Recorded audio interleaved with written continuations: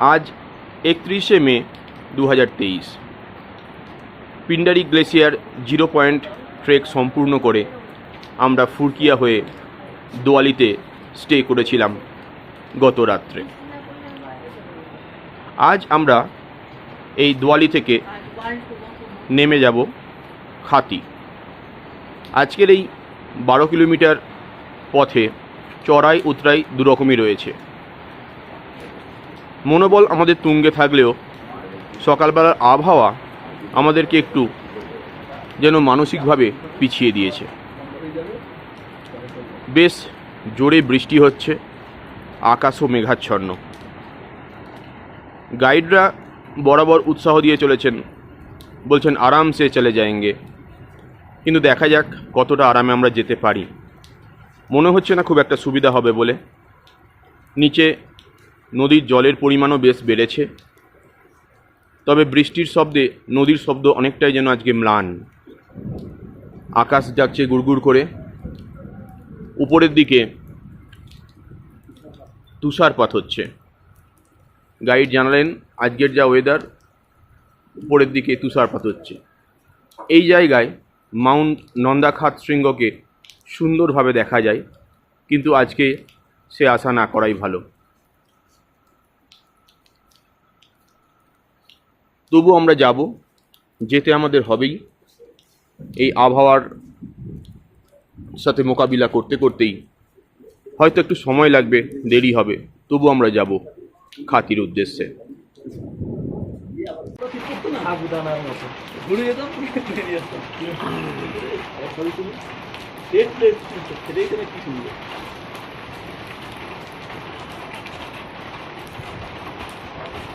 ছোট ছোট সাবুদানার মতো বরফের টুকরো পড়ছে দোয়ালিতে।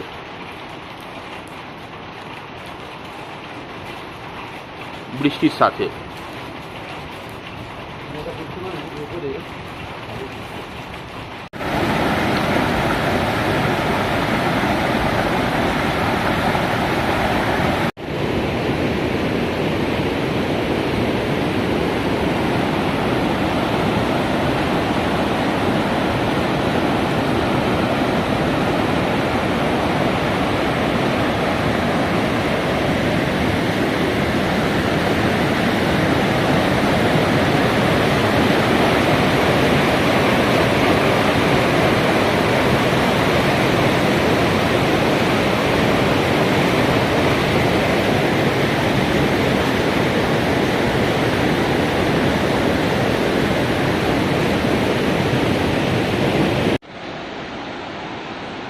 আমরা দোয়ালি থেকে খাতির পথে নেমে চলেছি।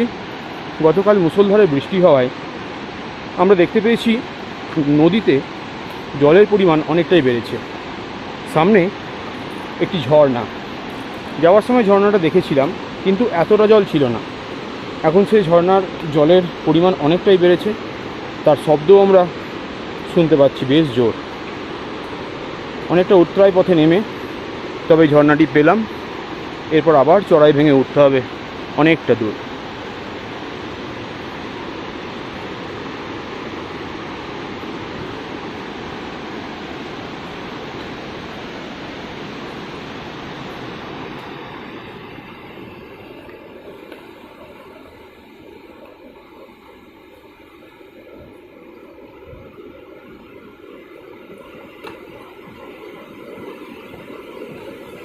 টিপটিপ করে বৃষ্টি পড়ছে, কখনো আবার মেঘের আড়াল থেকে একটু একটু রোদও উঠছে।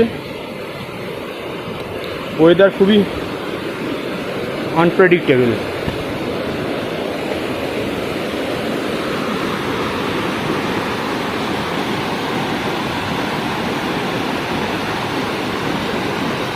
ওপর থেকে নেমে আসছে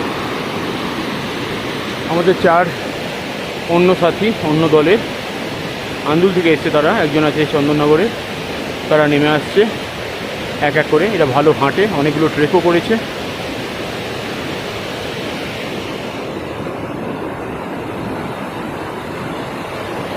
এবার চলে যাব এই চড়াই পথে।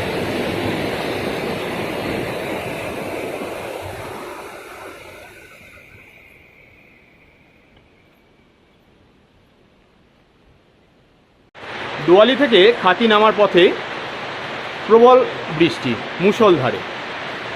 তো আমরা অনেকেই আধ ভেজা, অনেকে পুরো ভেজা, এই অবস্থায় আমরা দাঁড়িয়ে পড়েছি একটা সেটে।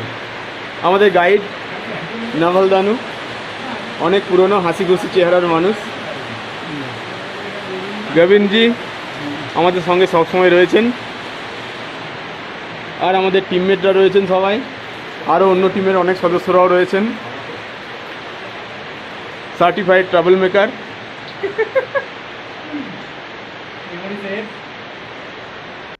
পিন্ডারি গ্লেসিয়ারের এটি শেষ পর্বের শেষ ভিডিও। আশা করছি আপনাদের ভালো লেগেছে। থ্যাংক ইউ, এটা ধন্যবাদ দিচ্ছি বারবার দেখার জন্য।